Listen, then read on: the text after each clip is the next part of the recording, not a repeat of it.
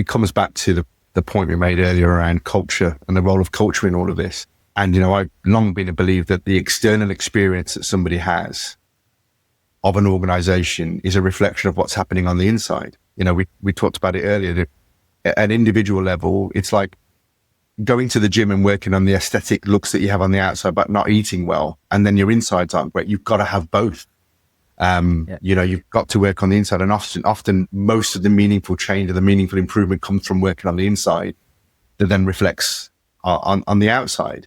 And so I think that's the role that culture plays, providing that environment where people can act as in terms of stewardship built on operational excellence, which is the Tin Man Foundation. Those elements kind of layer to give you that exceptional organization.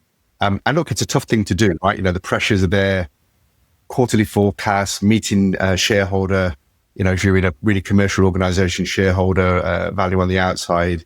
If you're a government organization, the pressure from citizens for, what services you want, trying to make them happy, working within the confines of whichever political party you might be in power at that particular time. If you're, a not-for-profit, you're battling against other forces. So whichever you are, it's a challenging thing to be. But I think what we've heard today is that, absolutely build that operational excellence, but you need to create that environment where people then can step up and have those moments where they can act as the human, as a steward, with that stewardship mindset to be able to deliver those moments that really matter.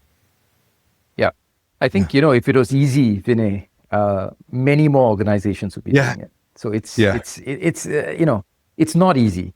No. Particularly for aviation. I mean, hotels are a little bit easier, I think. Maybe even rail might be. It's fairly similar to aviation, I think. But, we rely so much on third parties. It's not our airport.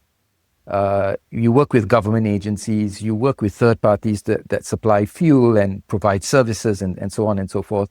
You've got the weather to contend with. You've got volcanoes that don't comply. You've got political things that happen. You've got there's 100 things that aviation is exposed to.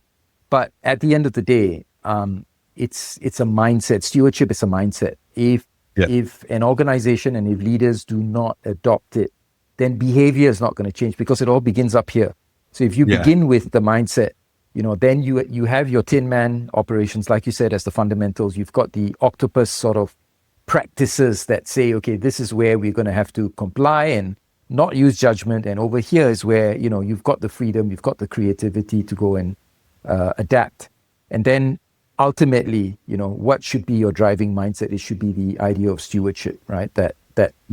We will use technology to do the repeatable. We'll use technology to do the work that is frankly boring and resentful to all of us. But it's freeing you, the human, to now look, hear, taste and touch and smell and connect with people on a human level.